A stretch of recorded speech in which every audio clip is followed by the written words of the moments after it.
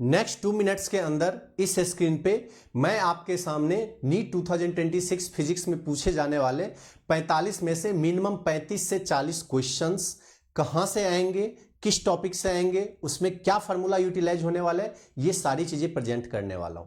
और अगर आप इस 2 पीडीएफ को ढंग से फॉलो कर लिए तो आपका 150 प्लस मार्क्स कहीं नहीं जाएगा। सबसे पहले एक पीडीएफ मैं ऐसा बनाया हूं जिसमें कि मैंने सारे फार्मूले लिस्ट मेंशन किए हैं। 2 पीडीएफ आपके पास है। सबसे पहला पीडीएफ जो आपको देखने को मिलेगा वो ऐसा मिलेगा कि उसमें फार्मूला कौन सा यूटिलाइज होने वाले हैं प्लस किस टॉपिक से क्वेश्चंस आने वाले हैं, ये आपको यहां से पता लग जाएगा।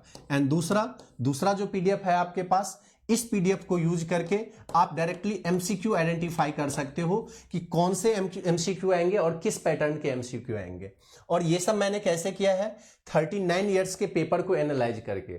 बच्चे को जनरली इलेक्ट्रोमैग्नेटिक इंडक्शन चैप्टर बहुत बड़ा सा लगता है, लेकिन क्या ये सचमुच इतना बड़ा सा है? नहीं। अगर आप इसे ढंग से एनालाइज करोगे तो आपको पता लगेगा कि लास्ट कुछ ईयर में सिर्फ और सिर्फ इतने टॉपिक से इतना ज्यादा क्वेश्चन पूछा गया है। यानी ये आपका magnetic flux and Faraday's law जो होता है, इससे अभी तक 5 बार क्वेश्चंस आ चुके हैं।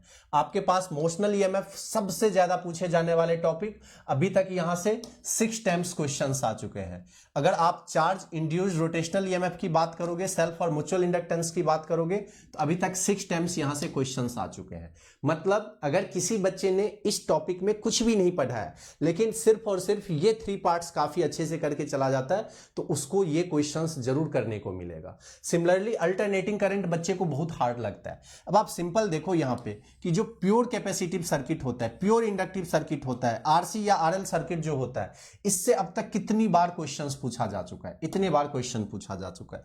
एलसीआर सर्किट जो होता है, यहां पे resonance condition, quality factor, half power frequency, सब इसके अंदर आता है। सिर्फ इस 2 टॉपिक से अभी तक इतनी बार क्वेश्चंस पूछा जा चुका है। तो मैं सिर्फ 1 या 2 चैप्टर के लिए नहीं, पूरी कंप्लीट फिजिक्स के लिए ये डिकोडिंग कर दिया है आप लोगों के लिए।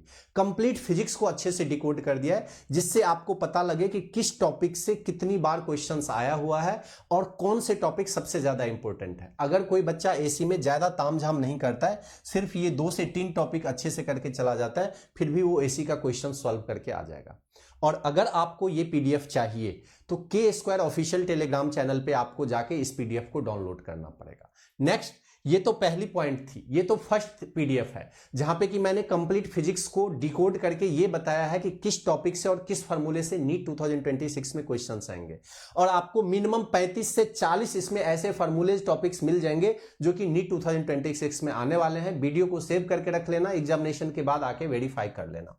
सेकेंड थिंग, मैंने आप लोगों के लिए पर चैप्टर ऐसा एमसीक्यू भी बना दिया है, मोस्ट प्रेडिक्टेड एमसीक्यू। यहां पे देखिए, मोस्ट प्रेडिक्टेड 50 एमसीक्यू आपको दिया गया है।